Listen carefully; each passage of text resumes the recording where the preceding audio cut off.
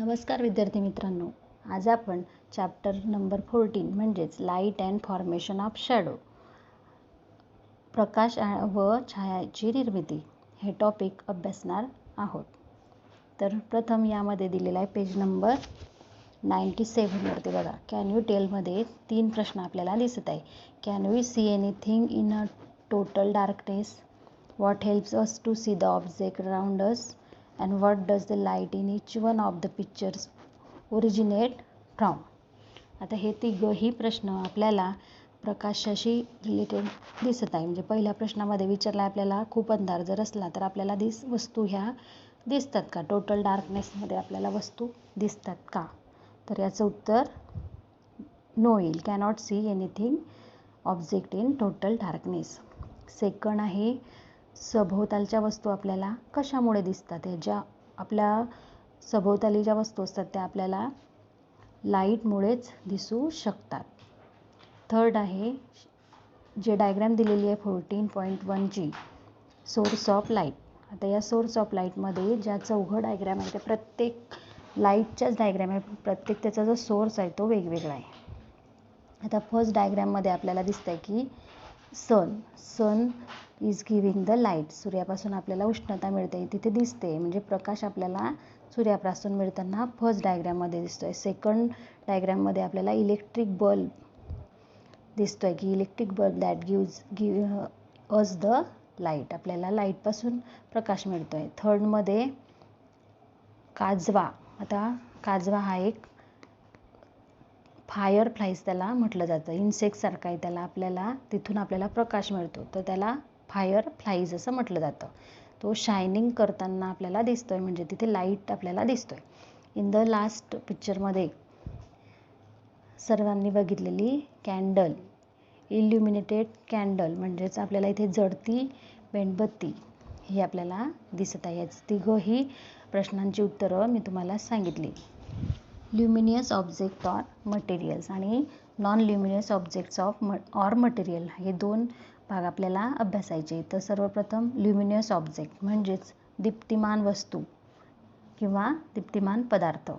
तर यामध्ये एक्झाम्पल जर म्हटलं तर आपली जी बॅटरी असते किंवा मेणबत्ती असते हे आपल्याला स्वतःहून ते प्रकाश देतात. त्यांचा जो प्रकाश असतो तो वेगवेगळा, इलेक्ट्रिक टॉर्च वेगळं असतं आणि मेणबत्तीचा जो लाईट असेल किंवा प्रकाश असेल तो वेगवेगळा असतो. तर हे दोघंही एक्झाम्पल यांचा जी प्रकाशाची जी तीव्रता असते ती कमी जास्त असते या एक्झाम्पलवरून, पण ह्या दोघंही वस्तू ल्युमिनियस ऑब्जेक्ट आहे. तर ते कसं आहे आपण बघू की ह्या एक्झाम्पल दिलेलं होतं मी तुम्हाला, टॉर्च आणि कॅन्डल.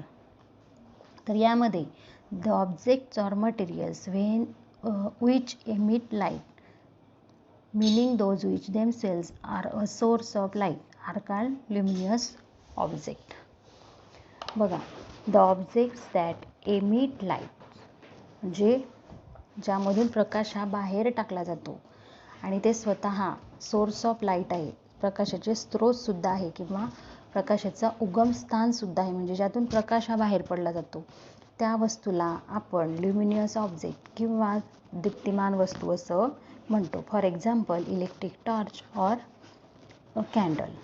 नॉन ल्युमिनियस ऑब्जेक्ट म्हणजे दीप्तिहीन वस्तू किंवा दीप्तिहीन पदार्थ, म्हणजे ज्या वस्तू स्वतः प्रकाशाचे स्रोत नाही त्यांना आपण दीप्तिहीन वस्तू किंवा नॉन ल्युमिनियस ऑब्जेक्ट असं म्हणतो. मग काही ज्या वस्तू असतात त्या मानवनिर्मित प्रकाश देतात, त्यांना आपण सोर्स ऑफ लाईट किंवा मग आर्टिफिशियल सोर्स ऑफ लाईट असं म्हणतो. तर यामध्ये नॉन ल्युमिनियस ऑब्जेक्ट्समध्ये the object that do not emit light and those which are not the source of light are called non luminous object. The sun is the main natural source of light. Other stars seen in the night sky, fireflies, some anglefish, as well as honey mushroom are natural source of light. यामध्ये आपण artificial source of लाईटमध्ये the substance that cannot emits light on their own, स्वतः त्याचा प्रकाशाचा स्रोत निर्माण करू शकत नाही, but emit it due to man's effort are made up of source or artificial source of light. Propagation of light म्हणजेच प्रकाशाचे संक्रमण. 14.2ची डायग्राम बघा. लाईट एंटरिंग थ्रू अ विंडो. हे आपण नेहमी बघितलेलं उदाहरण आहे. नेहमीच्या वापरामध्ये आपण दुपारच्या वेळेस खिडकीच्या किंवा दरवाजाच्या फटीतून किंवा छताच्या छोट्या छिद्रातून अनेकदा असं प्रकाशाची किरण आत आलेली आपण बघितली असेल. तर ही प्रकाशाची जी किरण असतात ते त्या छोट्या छिद्रातून जमिनीकडे येताना त्यांच्या मार्गातील जे धूलिकण असतात ते आपल्याला दिसतात. असं एक प्रकाशाचा किरण येतो आणि त्यांच्या आजूबाजूला डस्ट पार्टिकल असतात. तर यामुळे त्या कणांमुळेच आपल्याला त्या प्रकाशाचा मार्ग हा समजतो. मग सरळ रेषेमध्ये ते येताना आपल्याला दिसतात. हेच इथे आपल्याला दिलेलं आहे. You may have seen in the afternoon rays of light entering through a slit in door or small hole in the roof. Roof म्हणजे छत. As these rays of light from the slit or the hole move towards the floor, the dust particle in their way are seen clearly. Due to this particle, the path of light becomes visible and we can see that their path is along a straight line. म्हणजे यावरून आपल्याला काय कळालं की प्रकाशाचं जे संक्रमण होतं किंवा propagation of light always travels in straight line and this is known as linear propagation of light.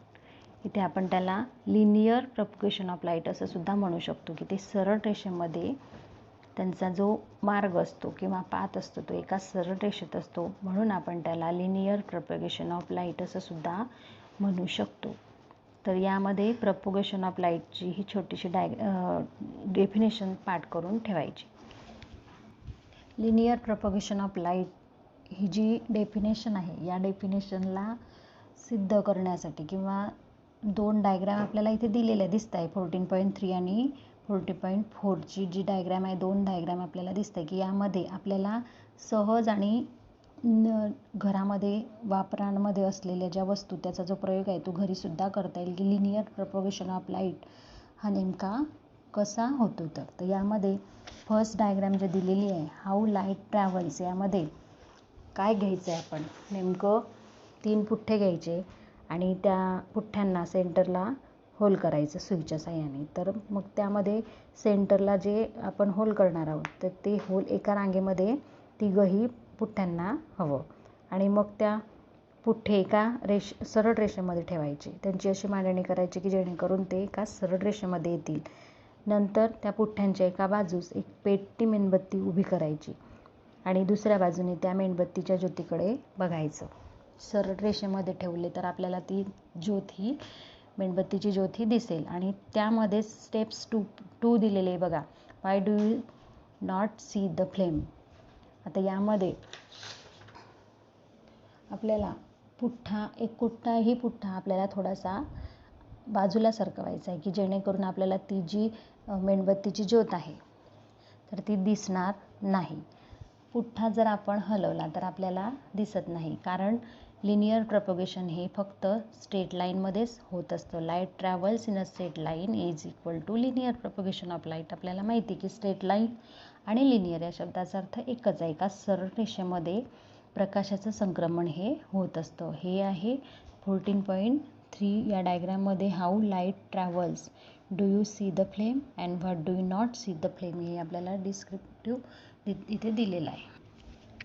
Light travels in straight लाईनमध्ये दुसरं जे छोटंसं एक्झाम्पल दिलेलं आहे इथे बघा. Looking at the candle. मेणबत्ती पाहणारी मुले आपल्याला दिसत आहे. तर मेणबत्ती पाहणारी मुले जरी सारखी असली तरी त्यांच्याजवळ असलेली जी काही ट्यूब आहे स्ट्रेट ट्यूब तर ती वेगवेगळी. एकाजवळ स्ट्रेट ट्यूब आहे आणि एकाजवळ बेंड झालेली ट्यूब आहे की जेणेकरून त्या मेणबत्तीचा जो प्रकाश आहे तो त्या सरळ रेषेमध्ये असलेली जी नळी आहे किंवा स्ट्रेट ट्यूब आहे ती या मुलाला दिसेल, पण ज्या मुलाची ट्यूब ही बेंड झालेली आहे तिला ते दिसणार नाही. दोघांचंही ज्याला दिसेल त्याला माहिती आहे की सरळ रेषेमध्येच लाईटचं propagation हे होत असतं. ज्याची जी ट्यूब आहे ती बेंड झालेली असेल त्याला कळून चुकेल की सरळ रेष जर नसेल किंवा स्ट्रेट लाईन जर आपली ट्यूब नसेल तर आपल्याला बर्निंग कॅन्डल ही दिसणार नाहीत. मग आपल्याला समजलं असेल तुम्हाला विद्यार्थी मित्रांनो की प्रकाशाच्या सरळ दिशेतील प्रवासालाच आपण प्रकाशाचे रेषीय संक्रमण असे म्हणतो. Light travels in a straight line. This is called a linear propagation of light.